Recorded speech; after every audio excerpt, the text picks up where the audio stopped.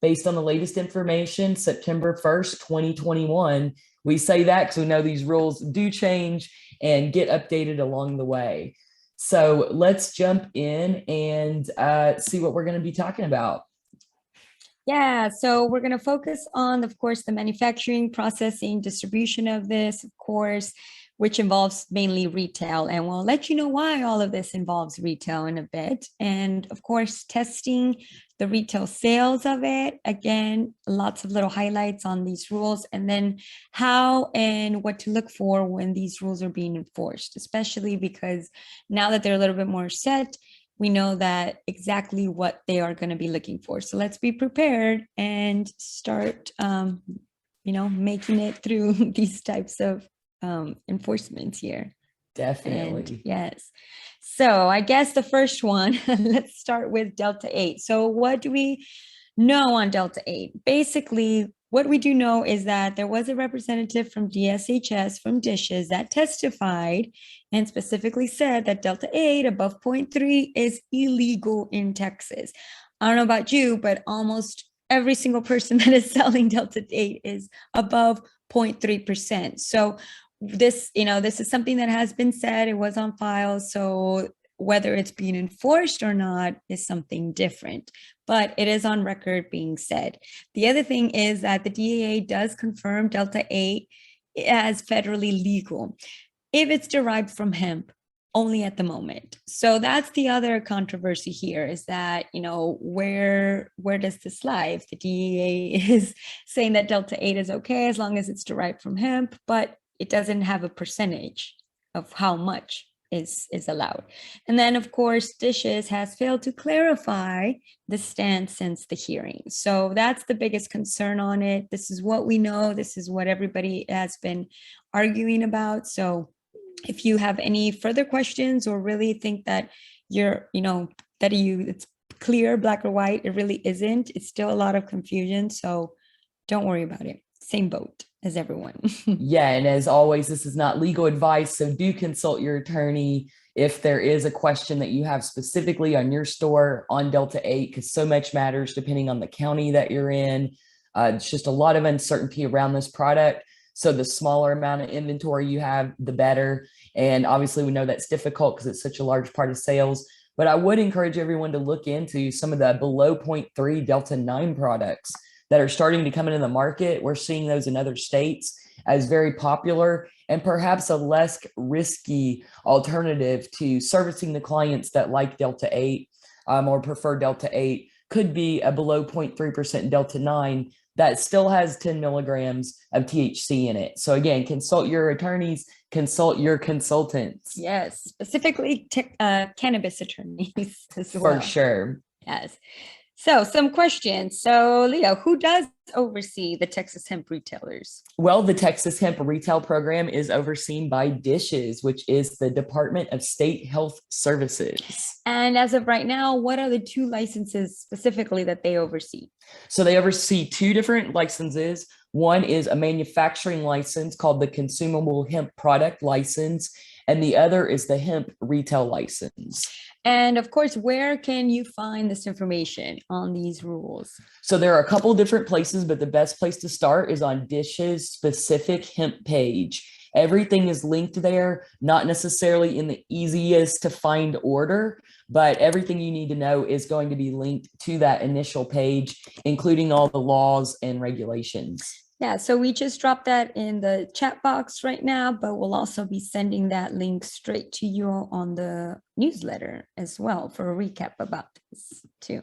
And then, of course, why? Most importantly, why should I even care about any of these rules? Well, Cynthia, you should care about the rules. First of all, I know a lot of you have the idea that you want to further cannabis legalization in the state of Texas. And one of the best ways to have that license program open at some future point and to be eligible for it is to get your SOPs in order now and your brand in order now. So having standard operating procedures that include all the elements of these regulations whether or not they're being enforced is going to set your business up for success. And you're going to be able to sleep at night knowing that your team knows the rules and that you're following the rules and being the bar setter in the industry. And lastly, consumer safety. These rules weren't written for no reason. They really are at the root about consumer safety. And we all want that for our brand to really provide consumers what they're looking for, a good experience with cannabis, not a bad product that gets recalled. Yeah, there's a reason why the health services is being designated over these rules. So yes, they specifically want to worry about what consumers are putting in their body. So to follow up with that specifically, let's talk a little bit more about dishes. What are the differences between the hemp retail and the consumable hemp product license? Yeah, so this is very interesting because initially this wasn't spelled out clearly in the rules, and now this is very clear on Dish's website.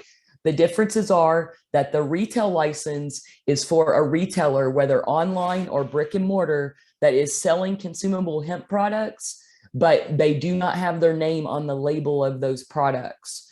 So this would include, any e-commerce store that's selling someone else's products that they're sourcing and not making any changes to the label. And then that's who needs the retail hemp license. Now, if you have a brick and mortar or an e-commerce store in which your own products are there, you're white labeling and placing a new label on these products.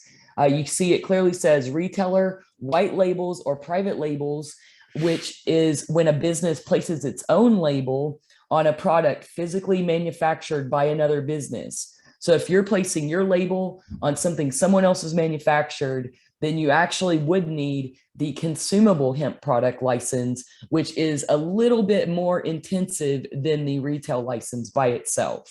So if I have my own brand and my own name on a label, that means that I am not just selling hemp, but I'm also packaging it and producing it. And so now I have to get the other type of license. That's right. Well. That's right.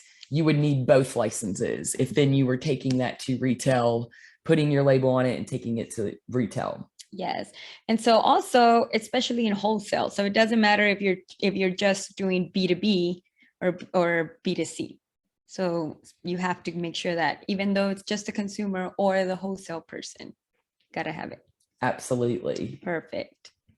So what are these? Yeah, what are these CHPs? Can we call them chips? Yeah, would that be okay? We need an I in there. Consumable hemp products. Chips. Yeah, that's funny because sometimes as we're talking about navigating through this website, they just kind of throw a bunch of letters and acronyms everywhere, and then we got to decipher them. So one of this is chips or consumable hemp products, and of course, when we start talking about, well, what is a consumable hemp product? It's basically everything, everything that we see. Yes, except this candle in this photo, which would not be a consumable hemp product. That's true. So that's an example of not one. These are everything else pretty much is a consumable hemp product in the eyes of the state of Texas. Yes. So oils, gummies, food, drinks, of course, over-the-counter drugs, which is kind of interesting how they label that, over-the-counter drugs containing CBD. So any wellness products, obviously topical lotions as well. So don't think of consumables as ingestibles because you're not just taking them, they're actually being put on your body. So topicals and lotions are also a part of this too, which some people were not thinking that they were going to be a part of it. So another fun fact. I think a fun fact on this slide as well is that this is from Dish's website and it says food and drinks infused with CBD. We know there are a lot of states where food and drinks are expressly prohibited or definitely a gray area. So it's good to see that in the state of Texas, these are mentioned here on dishes, so would be permitted in the state of Texas. Now, that being said, if I'm making an edible product that has my label on it, my name, I would then need that consumable hemp product license And I would also need to comply with whatever other applicable regulations there were, such as needing a food manufacturing license, which can require certain things according to zoning in whatever city you're in to get. So be aware that the hemp license alone may not be everything that you need to be a compliant and legal business in the state of Texas, depending on what products you're making. Exactly. So specifically here, we're talking about food and beverage drinks. So be very careful on how you are adding your product and what your city is supposed to have, for sure. So speaking of manufacturing, processing, distribution, so all of this is your consumable hemp license, which some people think, no, I'm just going to put a bottle, just put the label on it and that's it. I'm not making anything.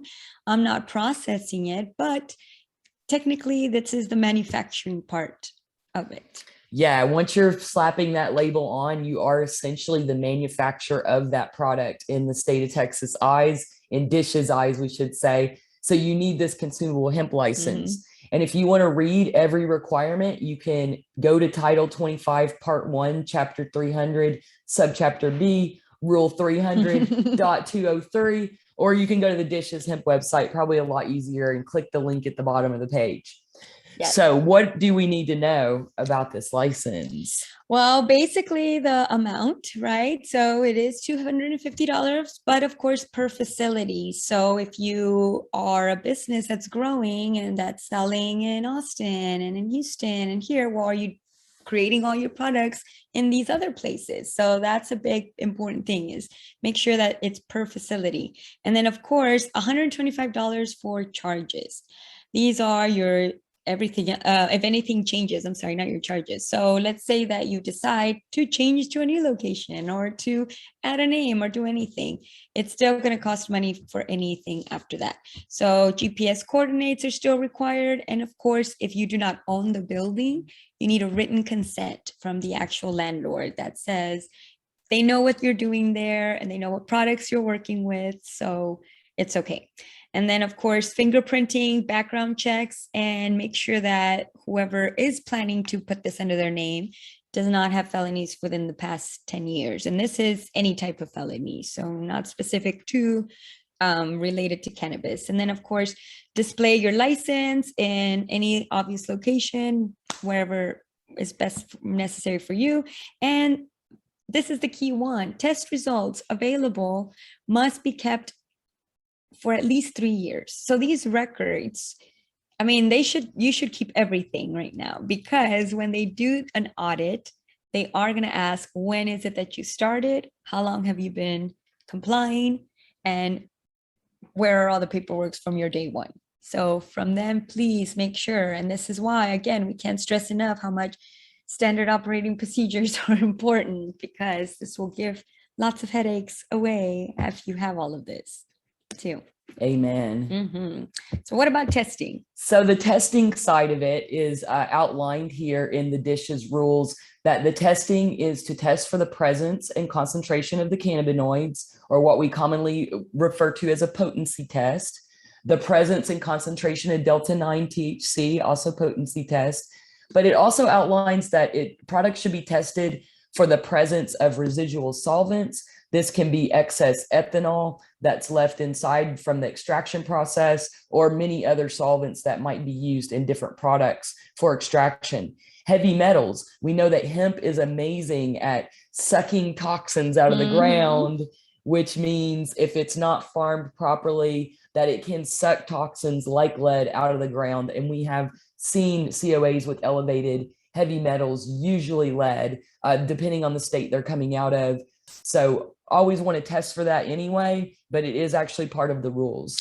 Yeah, and that's the biggest thing, that why do we want to be compliant? This is why, they're asking for this to make sure that whatever you're putting in your body is not, it's going to be for wellness purposes, and not the other way around too.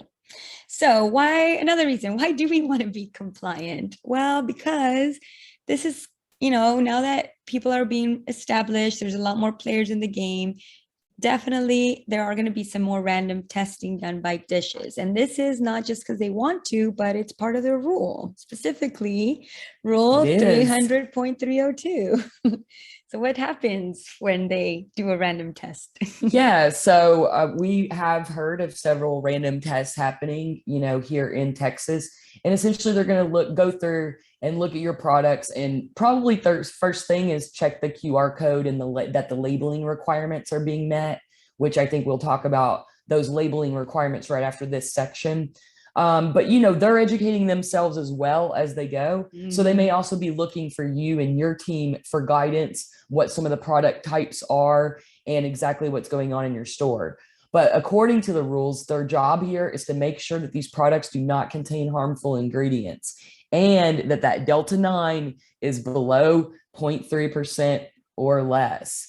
So these are the two critical components that they're pretty much going to be looking for, that you need to be aware of and have your team trained on answering questions around these products. And where to find it in their store, where to find it quickly, not stumbling and straggling. And of course, QR codes are probably going to be the best way to do it. So we're going to reiterate that no more boring QR codes, please. That's right. We don't want to see it. Yes. And we'll definitely have another video about that one just alone. But yes, so make sure that they know where this is found. Definitely. And that they may test this at your expense. So if they have some question about a product in your store, they can test it on their own at your expense. So a few other notes about testing: that the license holder of a manufacturing facility or the consumable hemp product license, the chips, as we say, and cannot have 10% or any ownership in an accredited lab, and can have only less than 10% ownership if it's a publicly traded company.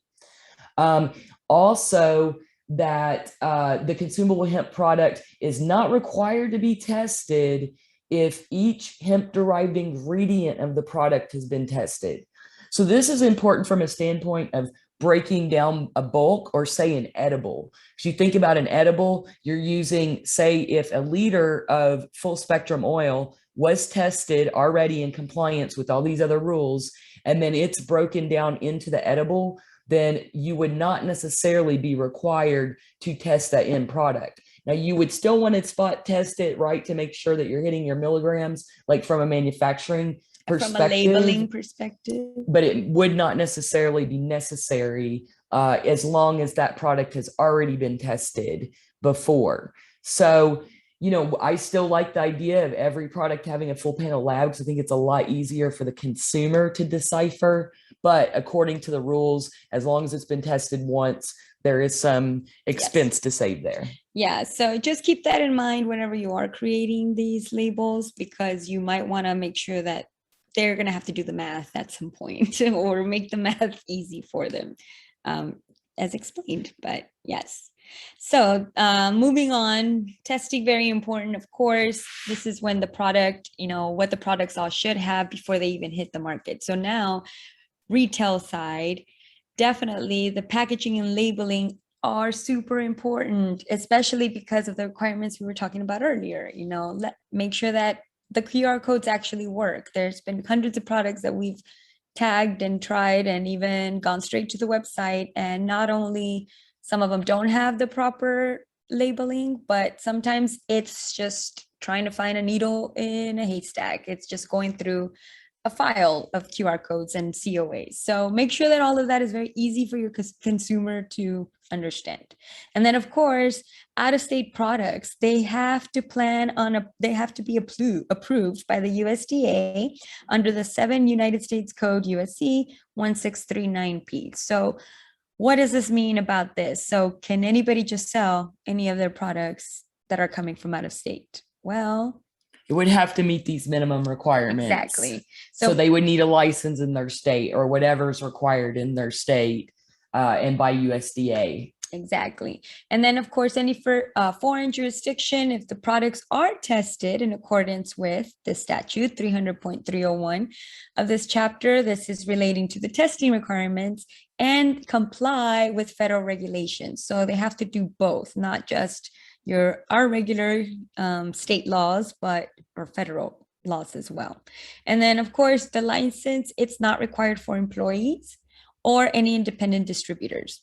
So just Which one is, license. yeah, kind of key if you're like working for an MLM or you're, independent Yes. distributor for some brand, then you don't need this retail license. You don't need any license. Exactly. So make sure how you are doing business is very clear, especially in the types of agreements that are made. Sometimes in the agreement, you might be having to have a license, requirement. So make sure to read everything thoroughly. Labeling requirements in the state of Yay. Texas. What does need to be in the actual product? Lot number and a lot date. I see a lot of batch numbers, Mhm. and just check with your attorney on that to make sure that that would be considered a lot number. But the law does say lot number, lot date, product name. That's one that sometimes we see missing is, not really clarified what the name of the product is, that it could be easily found. Remember that this is all about a return. If a return happens, what should be on there to make that consumer's life as easy as possible and your life as easy as possible. Mhm. Product name, name of the manufacturer. Again, if that manufacturer is you, then you would need the consumable hemp license, also called the manufacturing license. So whoever's name there is going to be the one that needs to have that license. Telephone number and email of the manufacturer. And of course, the COAs, we went over the lab testing. It would be a full panel lab test, as it's called, which would do potency, heavy metals, microtoxins, Residuals. and residual solvents. And all of this, though, can be in the form of a URL or QR code. So, like Cynthia mentioned, we want to stop all the boring QR codes, these QR codes that go to Google Drives.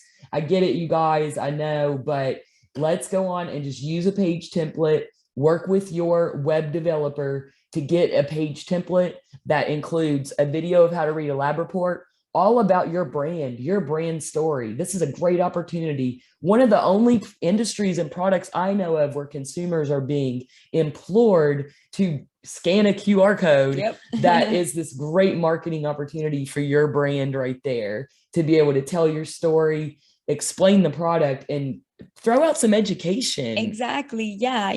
Just because you have to put something on the bottle doesn't mean it has to go straight to that. It just, you have to guide the consumer to it. So yes, guide them via video through a story, or make it very clear where everything is, because it's part of compliance. And remember that there are going to be some audits happening, so you never know who you are really presenting this information to as Definitely. well. Mm-hmm. And on that enforcement front, we talked about it a little bit, but essentially the enforcement is in the rules.